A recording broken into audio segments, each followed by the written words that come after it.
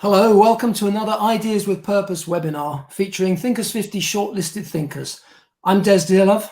And I'm Stuart Craner, and we're the founders of Thinkers50, the world's most reliable resource for identifying, ranking, and sharing the leading management ideas of our age, ideas that can make a real difference in the world. In November, we will be announcing the all-new Thinkers50 ranking of the world's leading management thinkers and the recipients of the Thinkers50 Distinguished Achievement Awards. All the information about our event in November can be found at thinkers50.com. It would be fantastic if you could join us. Now, last week, we announced the shortlist for the Thinkers50 2021 Award for Breakthrough Idea, which is dedicated to the memory of the late, great C.K. Prahalad. C.K., of course, was responsible for introducing a number of breakthrough ideas, including core competencies, the fortune at the bottom of the pyramid, and co-creation. And today we are delighted to welcome two of our current breakthrough ideas shortlisted thinkers, Sandra Sucher and Shalene Gupta. They've spent 2 decades researching the economic impact of trust and the science behind it.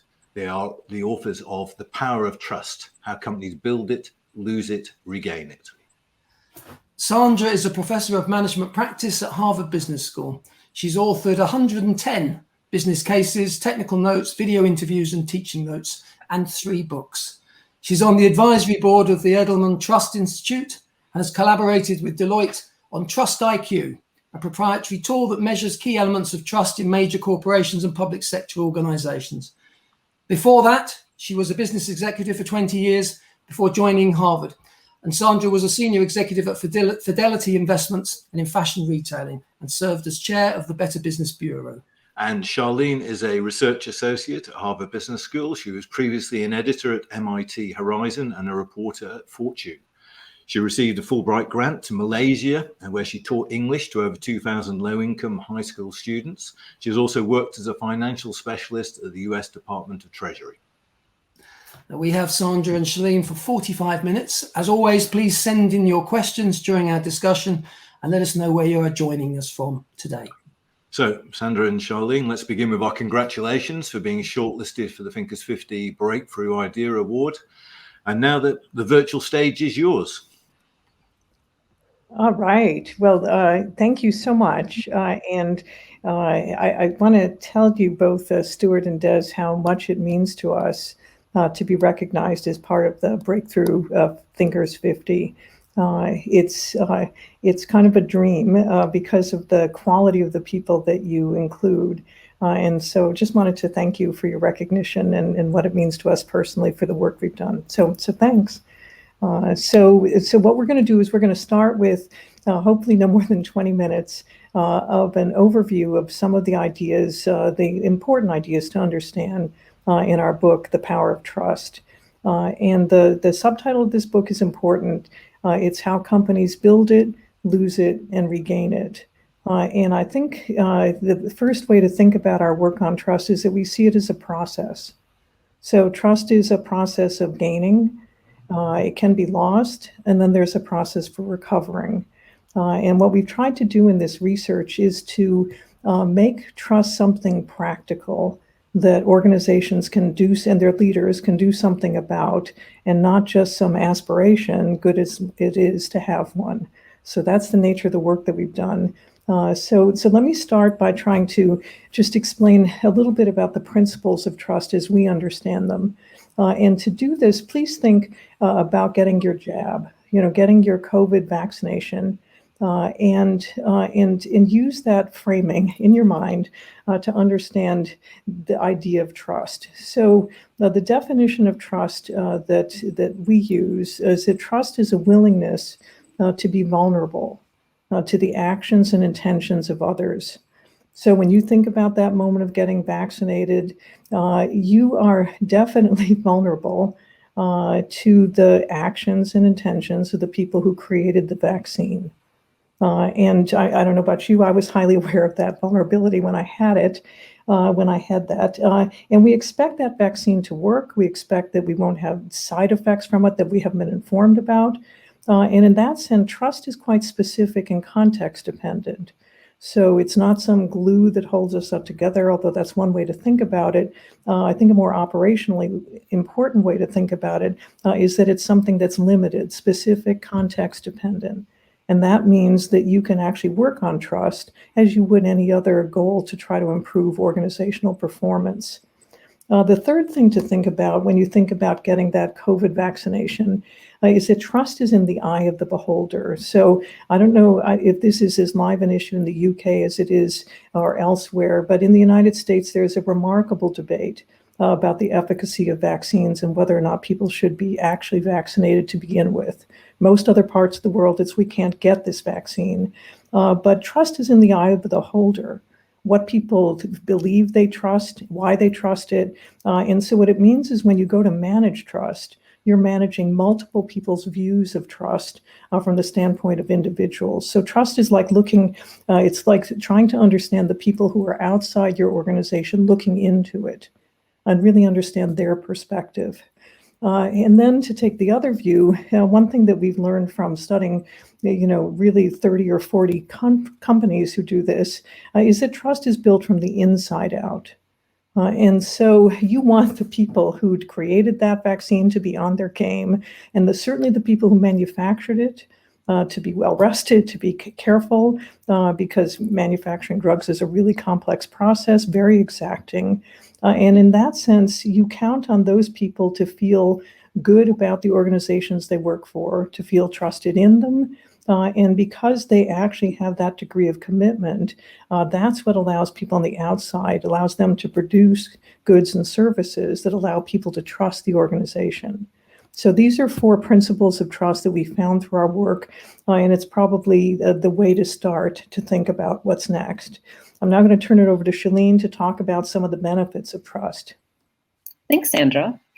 So Sandra was saying, we did this work in order to give trust a spine. And it's not that just trust is an airy-fairy concept which has no tangible benefits. As the academic research shows, it in fact has a very large impact on the companies and teams that operate from a trust perspective. So to begin with, trust has a strategic advantage. In a study of 30 NCAA basketball teams, for instance, researchers found that trust in a leader was more important for success than trust in one's teammates. Teams that trusted their coaches actually won 7% more of their games than teams that didn't. And in fact, the team with the highest amount of trust won the most amount of games, while the team with the lowest amount of trust in their coach only won 10% of their games that season. So when the researchers followed up with the teammates, one player commented, "Once we developed trust in coach, the progress we made was tremendous because we were no longer asking questions or were apprehensive. Instead, we were buying in and believing that if we worked our hardest, we were going to get there." And now the strategic advantage translates into a revenue advantage. In a study of 6,500 employees at a Holiday Inn, employees rated their trust in managers from 1 to 5. Researchers found that an eighth of a point increase in trust correlated with a 2.5% increase in revenue, or $250,000 per hotel. And now when you scale this up and think about all the businesses in an economy operating on a trust business, this has a real impact on GDP. A World Bank study of 29 different market economies over a decade showed that a 10% rise in trust in the population correlated with a 0.8 increase in GDP. And as the Nobel Prize-winning economist Kenneth Arrow once said, virtually every commercial transaction has within it an element of trust. I'll turn it over back to Sandra to talk about how we build trust. Great. So what we wanted to really think about was if trust is vulnerability to the intentions and actions of other people, on what basis do people trust? How do they make their decision to trust an organization? And what we found is that you can think about the elements as being 4 of them. And I'll use Uber, the ride-hailing company, as the example to illustrate these elements of trust. So the first foundation on which people make this judgment about whether I trust a company is competence. And this is just simply a company's ability to deliver a product or service. And so when you think about competence from the standpoint of Uber, they created ride hailing as we now know it. And their ability to create a technology that connected your need to get someplace with a driver who was willing to drive you in a transaction that was remarkably easy to do really was an enormously impactful application of technology. And so Uber had competence absolutely nailed. But there were still many people, in fact, at one point in the United States, 200,000 people who signed on for an app to delete the Uber app. It was a hashtag movement, @DeleteUber. Shalene was one of them. And so that's because trust isn't just based on competence. If trust were incompetence was all that mattered, then everyone would still be using Uber. It turns out that some other things matter, and those things that matter more or less in the moral domain. So the first thing of those that matters is motives. And this is the question of whose interest a company serves. So let me tell you a brief story about Uber. In 2013, an Uber driver in San Francisco ran into a family of four. He killed a 6-year-old daughter, injured the mother and brother. And when the company went to sue Uber, which of course they did, for what it had done, Uber claimed in court that the driver was not really an Uber driver at that time. He didn't have a passenger in his car, and he hadn't as yet accepted his next ride. And so when we think about whose interest a company serves, this is the kind of action that Uber would do, would have people conclude, guess what? Uber cares about Uber, certainly doesn't care about the poor family, and throws its own employee literally under the bus. So the next thing that matters is means, which you can think of as largely how fair is the company and how it goes about doing business. And so here's one example of the ways in which Uber had been unfair. In 1 year between 2013 and 2015, Uber instructed its drivers to book and then cancel 5,000 rides on its nearest competitor, a company called Lyft. And so when you think about fairness, you don't need to be a business scholar to understand unfair competition. And this is, again, a kind of thing that gives people pause about what kind of company Uber has been and has them trust it less. Finally, and if there's any contribution, I think that our work has done to the literature on trust, it's underscoring the importance of impact, the result of companies' actions, not their intentions, which is more in the motives area, but really the actual on the ground, I can see it with my own eyes, impact of what the company does and the results that it has. So if you think about in 2017, there was a reliability engineer named Susan Fowler, and she left Uber that year, wrote a blog post about sexual harassment at Uber. And she described some really horrible interactions that she and others had had in the company. And as bad as that was, one of the most interesting things about the story was that when Susan Fowler started 2 years before, female engineers were 25% of the workforce in her division. And when she left, they were 6%. So what this says is that Uber didn't intend to set out to be a company which drives women away, but it certainly had the effect of doing that. And so this is the kind of impact that people judge the company on. It's like, I don't care what you say. I can see what's going on, and you are not a good place to work if you're a woman. So what we've found is that this is the way that people reason their way through trusting, is they look first at competence, and then competence is not enough. And then they start to draw on some of these other perceptions of the organization in order to decide whether or not to trust. So one of the outcomes is building on what Shalene showed before about some of the data on trust, is here's what happened to Uber's sales and market share in particular. So Uber started out with nearly 90% of the ride-hailing market in the United States. It is now down to 2/3, it's 68%. And its competitor Lyft has now got 32% of that market. And how did they get it? They got it by being a company that's not Uber, a ride-hailing company that is more trusted. And that's the opening that being unfair, not trusted, that Uber created in its own market. So this is a story about how trust works. We also wanted to share one other important insight from our work. So one of the first things that you hear if you begin to study trust is that, you know what? Trust is a fragile instrument. It's like a glass bowl. Once it's broken, you can never put the pieces back together. And what our research has shown is that that's not really quite true. That lost trust can in fact be recovered. And it's important to understand that it can be recovered and how in order to really engage productively in trying to work in trust in your organization. So a company that you can think of in this regard is a Japanese company. It's called Recruit Holdings. It's a human services technology firm.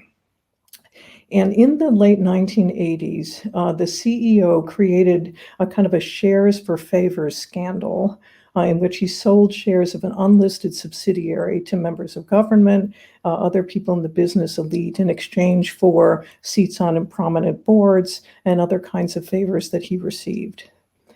This was reported on in the press, and it created a scandal so large in Japan that the prime minister and his entire cabinet had to resign. And that scandal is so long-standing in the Japanese mindset that it's still written about in elementary school textbooks.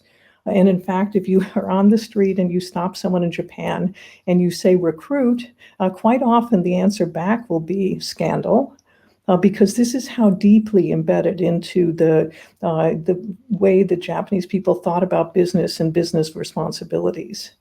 Now, Recruit today is a $20 billion revenue company. It has employees, 50,000 employees around the globe. And so if Recruit can do that, the question is, how did they do that? Recovering from a scandal so large that the entire government had to resign. And so what we found is just in the way that you can think about building trust is a process, regaining lost trust is also a process. And it has these three steps to it. The first is you just have to acknowledge harm and apologize. So Recruit has and still has the story of this scandal on its website, on its corporate website, because they want people to understand that they know the harm that they created and that they're apologizing for it. And this is important if you're trying to regain trust. You really want to understand that the person who caused you to lose trust knows they did that, and that they're sorry for the harm that they may have caused you. The second step in this process is that you have to hold some people accountable. And because businesses are hierarchies, you tend to look, and justly so, at the top of the organization. In the case of the Recruit scandal, they were, in a funny way, lucky. Because the CEO, you could cabin this off and say this was the CEO who was the wrongdoer. He went to jail. And to that extent, he was held accountable, and people understood that there were consequences for having done what they did. And then the third part of this process, recovering lost trust, is to fix the problem that created the problem in the first place. So the CEO is gone, and it turns out that customers were actually very loyal to the company. They loved his products and services. The group that was not at all happy and was quite demoralized were employees. So there were many stories of employees' children being bullied in school playgrounds and at schools because now the affiliation with Recruit meant that you were associated with this scandal-ridden organization. So Recruit ended up deciding that it had to really reinforce a culture in which people would be glad to be part once again of who they were.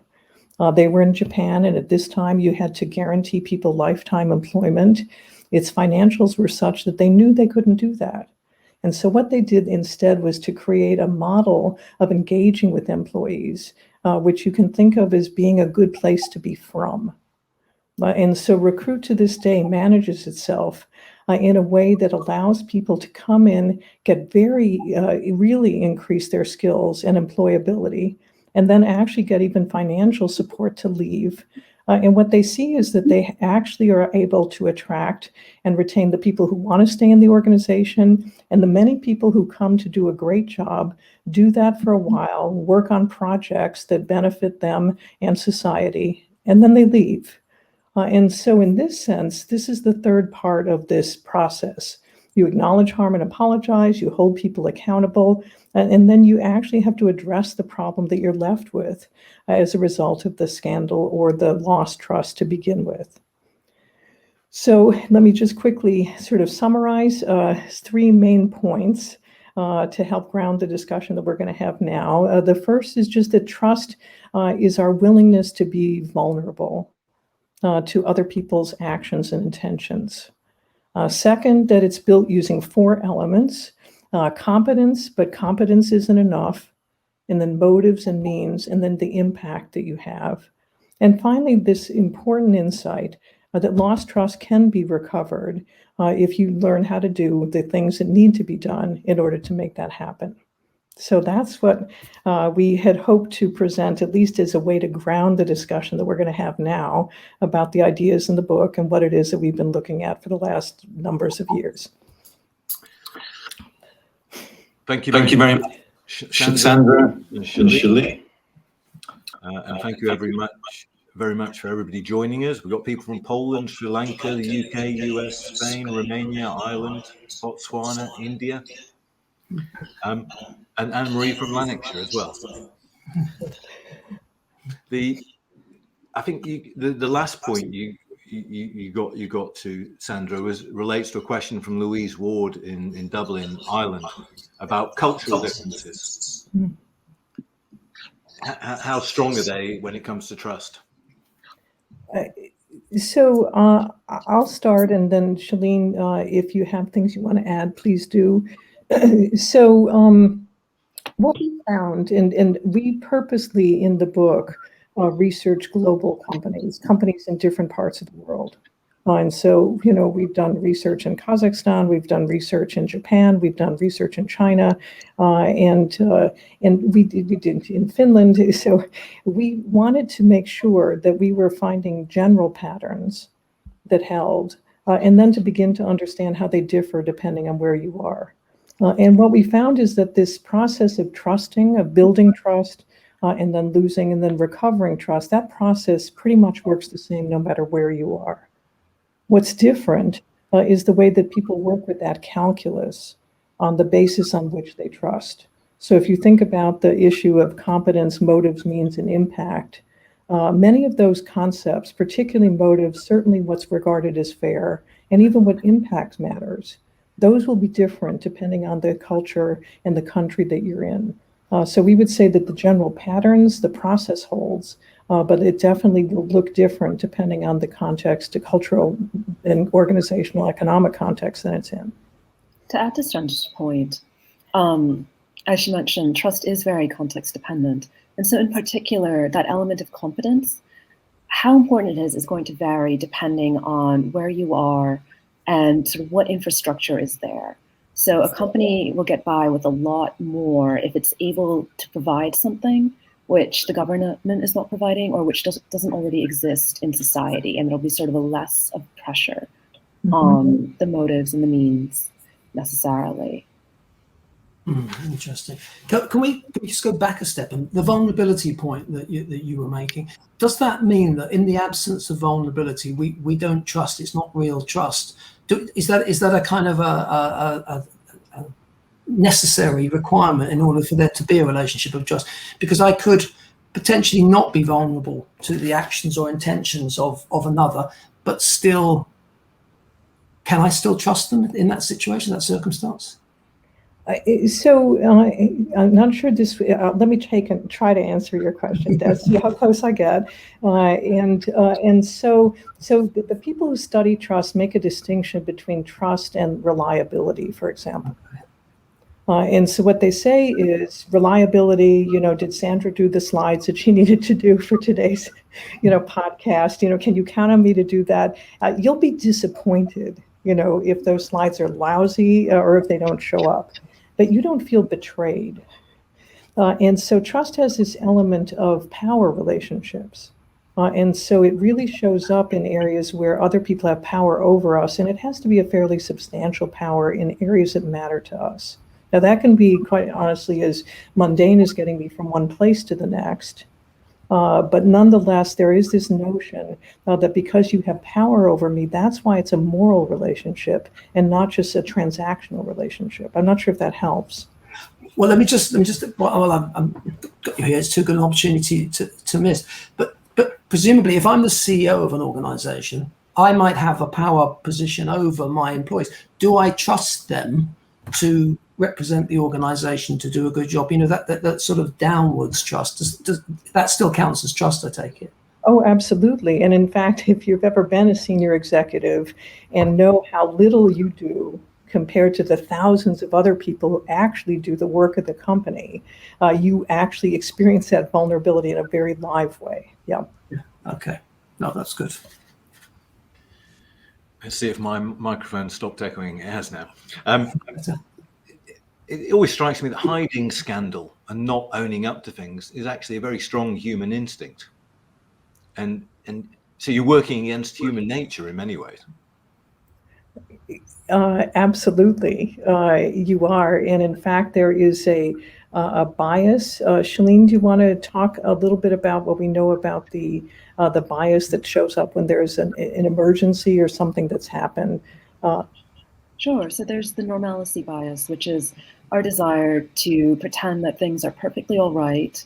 And if there's a crisis or an emergency happening, to really look for signs to confirm that it's not happening, which is why we tend to see leaders freezing up and hiding scandals. Because research shows it takes us up to 4 different sources to really confirm that something is happening and that we've got to react. I would say, though, that there is also a human instinct to share. I mean, we've got confession in religions, right? So I would argue that it depends on the person, and it also depends on the system that they're in. And more so that I think we've made it really, really hard for people to own up and to confess when things have gone horribly awry, because they are going to get slaughtered. Right, right. Yeah, there's also the role that lawyers play in interfering with people's human instincts to say, I did something wrong. I feel really badly about it. And I want to, talk about what we're going to explain why we did what we did and try to figure out what we're going to do going forward. And there, I think the issue is sort of what are you as a leader in an organization trying to do? If you're trying to limit your legal liability, you take sort of one stance. But if you really want to restore trust, it does require a different kind of an openness, which Stuart, I agree, does actually fight nature. What about, we're talking about when it's all gone wrong, but it's a good question here from Todd Churches, who says, what can leaders do to build, to really kind of create a culture of trust? Because presumably, if you've got a strong culture, that can kind of inoculate, you can vaccinate you possibly against some of these more toxic things that happen when it does go wrong. So let me use one example of so many people, at least in the United States, will have heard of a Tylenol problem that happened in the 1980s, where there was a poisoning of some poison cyanide had been injected into some Tylenol pain-relieving capsules, and 5 people died. So James Burke, who was the CEO at the time, said that their ability to recover as quickly as they did was because Johnson & Johnson had had a culture that reinforced taking responsibility for what was going on and being able to ask people hard questions while they did things. And he cited an example several years before of a pet project of the CEO, which ended up causing a skin irritation. And everyone was afraid that the CEO was going to say, oh my gosh, we have to keep moving forward. And he said, throw it into the river.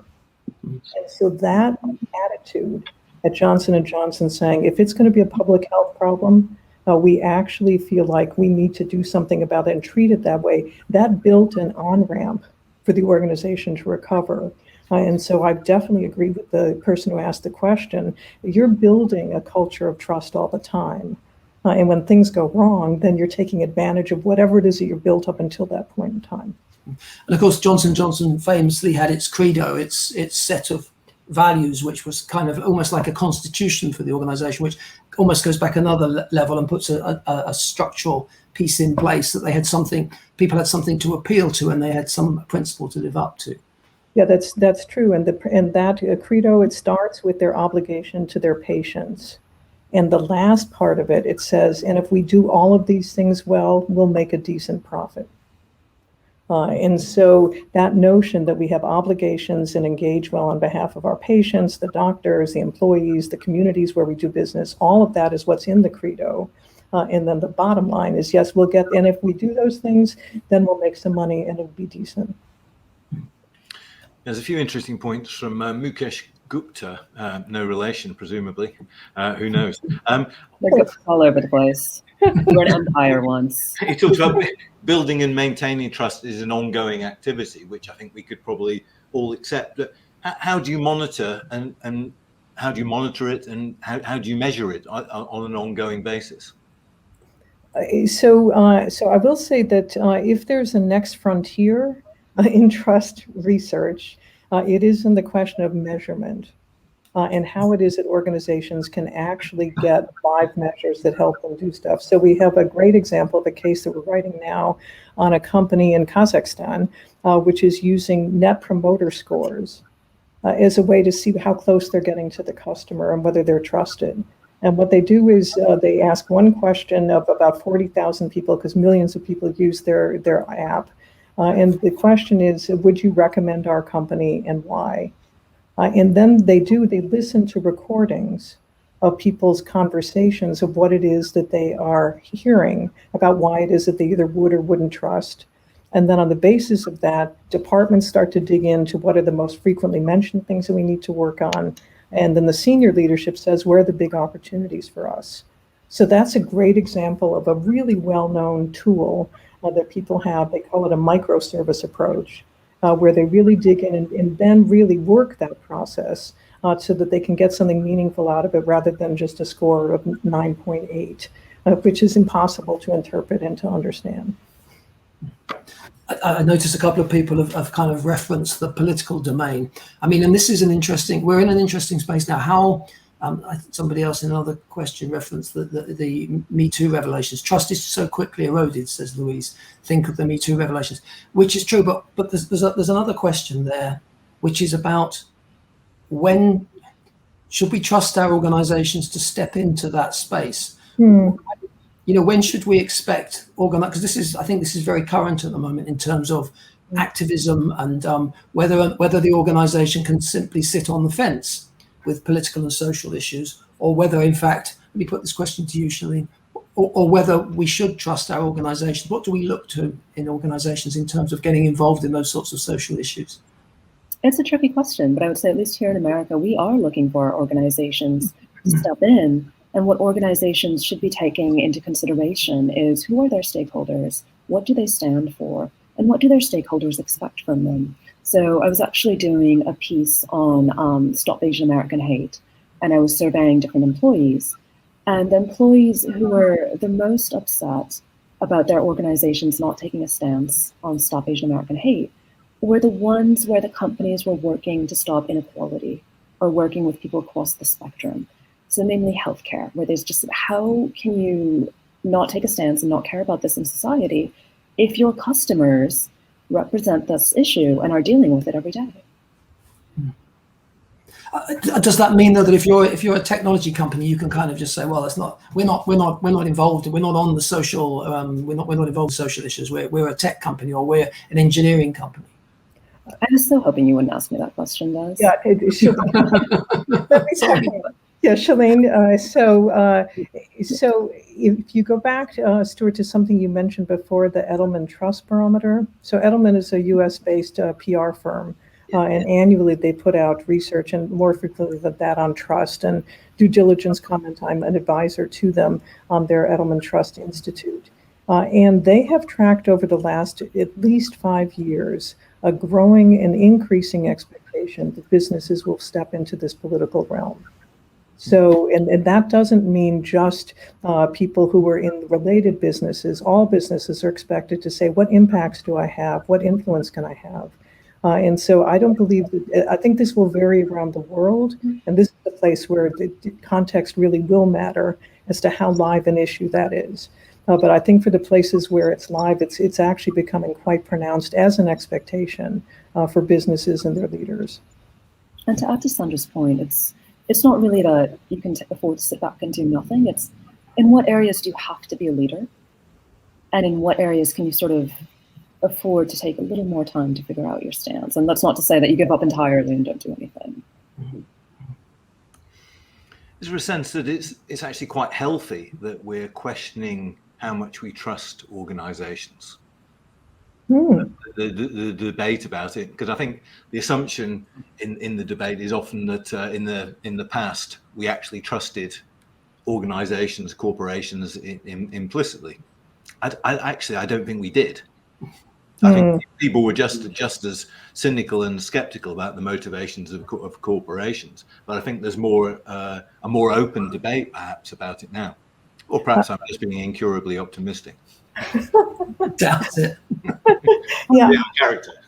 I do think that, so one consulting firm, Deloitte, tried to map the number of domains in which trust shows up in a company. And they found 17 different places in an organization, and they range from cyber to financial reporting to culture and purpose to product quality, customer experience. And so if you actually map the different parts of an organization where trust concerns show up, it turns out that it's a very robust thing. But I'm not sure, and I agree with you, Stuart, this was not something, certainly when I entered into management in the 1970s, no one was actually thinking in this particular way, I think, around the question of trust. And to add to that, I think we're in this unique moment where our problems are more intense and more global than before. I mean, look at it, we're in the midst of a pandemic. We're in the middle of a climate crisis, and it's affecting all of us. It's no longer country by country. What affects one of us impacts all of us, and the people who have the most power are big organizations working together to get us a vaccine, to get us masks. And if you look at who's doing it's about 80% of the pollution is created by 100 companies. Yeah. We do need companies. Yeah. It's interesting. I remember the last Thinkers50 event, the last time we had the gala, which was 2 years ago, somebody from the platform, somebody from the stage asked the audience, and there were probably about 500 people, who in this room trusts Facebook? And not a single hand went up, which says quite a lot about, where the relationship. Perhaps it was a more discerning audience. I don't know, but nobody put their hand up. It's interesting. But you mentioned the competence thing. Is there something strange or something different going on in terms of, because the vaccination point, we've got no reason really to doubt the competence of the research scientists. And yet there is this, obviously the echo chambers and the social media effect. It's almost become unfashionable. It's become fashionable to doubt experts. It's like we question and we challenge experts. At this moment in history, for some reason, experts are definitely sort of gone out of vogue. Is there something going on there with trust, or is it just a social media phenomenon? So I think that people are questioning the motives of the people and saying, well, there's something in it for you to do what it is that you're doing. And I think that breeds this skepticism and this question of experts. And so I think it's like, well, yeah, you say that you know all this stuff, but how do I know that? How do I know to believe you? And so I think they're honestly questioning, whose interest does that person serve? And can they count on them to serve their interest as well? And to add to that, so first of all, I want to make it very clear, I am very pro-vaccine. I do not in any way advocate not getting it. But I think it is reasonable to be questioning the competence of experts, particularly here in America. Communities of color have suffered at the hands of experts. So there's a certain amount of question of, as Sandra said, whose motives do they serve? But then in terms of competence, what have we done in terms of quality assessment? What have we done to rush the vaccine out? And again, I am pro-vaccine, but you can see where people are having a debate, and that's what makes it so tricky. It's tricky. So where does your research go next? So we have I would say that the big strands are toward measurement and implementation. So we think that we understand a little bit about how trust works in organizations and the levers that you have to work with. We now want to go into the practical terrain of, okay, let's pretend you wanted to get better at this. How would you actually measure it? It's why we love that NPS story and examples of ways that companies can actually get their arms around how the different stakeholders are viewing them. And then we're deeply interested in what happens if a company says, I want to improve how trusted I am by various stakeholders. And we want to understand much more what actions they take and what seemed to work, what seems not to work, in the same way that we went after the question of, so what causes people to trust in the first place? So those are the big domains. There's a smaller strand of the research around the role of corporate boards in trust. And what people are finding, for the reasons that Shalene said, because we're now looking at pandemic and issues related to climate change, we need corporate boards to actually be given permission to management who they hire to pursue these larger topics. And so the role of corporate boards in creating this culture of trust, we think, is actually going to be quite important as well. So those are kind of our early thoughts about where we're going next.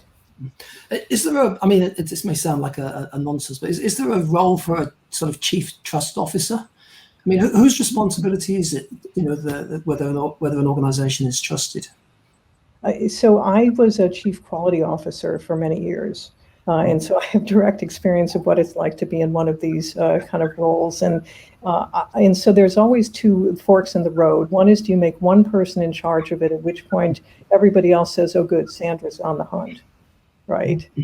The other is, do you say we're going to count on everybody else to do it? And then you need a coordinating mechanism to make sure that people actually are doing those things. So I've seen, pluses and minuses from both. I wouldn't be in a hurry to create a chief. We now have chief experience officers. We have different parts of this that I think really could lend a hand. And at the moment, I would say it's more a question of saying, let's get a coordinating mechanism in the organization that says we want to try to get better at this trust thing. Where would we want to start to focus the work? Yeah. Isn't it the CEO's job? Isn't it the CEO's job? Well, I think the CEO needs to sort of say this is now on the agenda. And so that's what we're seeing in places like Deloitte and places like PricewaterhouseCoopers, where they're basically saying we are going to work on trust. In their case, it's work on trust in our organization and on behalf of our clients. And so it's very much a top of the house kind of thing. But I think, Stuart, what Des and I were talking about is, and then what? Once the CEO says this is important, then how do you organize the organization to actually start to do some work on it? So that's what I was trying to respond to. Yeah, and I think the other thing is, as you say, the fork in the road is what I mean. I know we know that Google, in trying to sort of appoint people to be involved with AI integrity, when those people then leave the organization, you're creating a rod for your own back, really. If you're drawing attention to, and if those people then leave, it's like the canary singing, or the canary down the mine. It's like it's potentially dangerous also. Right. Although I think in that particular case, I think it really did say that Google hasn't created an environment which those people have a strong enough voice. At least that was the conclusion as a layperson not connected to the organization that I drew to. Exactly. I don't know either, but yeah, I would read it the same way you're reading it. Yeah. And we presumably, as we move into some of these moral dimensions, particularly with artificial intelligence and some of the technologies, we can expect to see more of these sorts of issues arising. You're correct. And are you both optimistic that things are moving in the right direction and there's a willingness to engage with this issue? So I am thrilled with how many people want to talk about trust.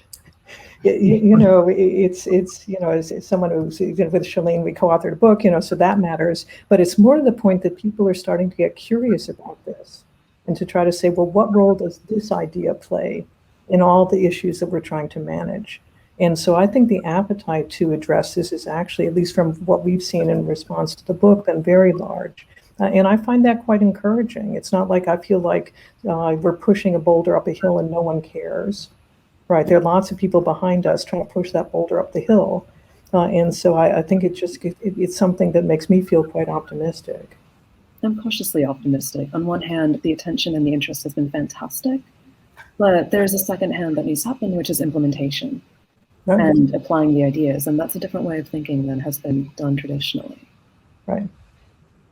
Yeah. Fine, we've got time for just one more question, and I'm going to ask it. So the whole Zoom thing, the whole virtual thing, what's that done for trust? Is that, are we more trusting now, do you think, because we can see into each other's homes and we feel like we're talking directly to each other rather than through the window of the organization, or is it actually much harder to establish trust when we don't have the in-person experience?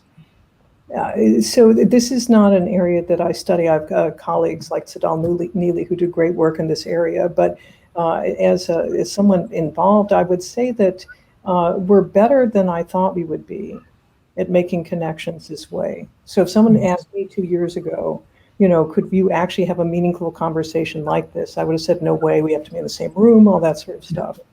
And so I think that that's been quite happily surprising. I will say, based on my experience of getting back into the classroom at Harvard Business School, is that there really is something quite special about being in person and together in terms of the magic that happens when you actually get people who respond quickly and without sort of protocols involved in the same way. So I think we're learning to do better at the first thing, and it still, to me, reinforces the importance of the other part. Okay.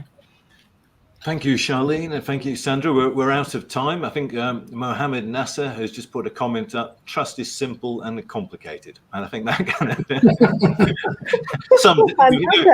you've summed it up. Thank you, Mohammed. Sandra and Shalene's book is called The Power of Trust. We recommend it strongly to you. And thank you, Sandra. Thank you, Shalene, for joining us today. Next week, we'll be joined by Rahaf Harfoush, who's going to be talking about innovation. So thank you, everyone, for joining us. And thank you, Sandra and Shalene. Thank you. Great. Thanks so much. Thank you. Thank you. Thanks.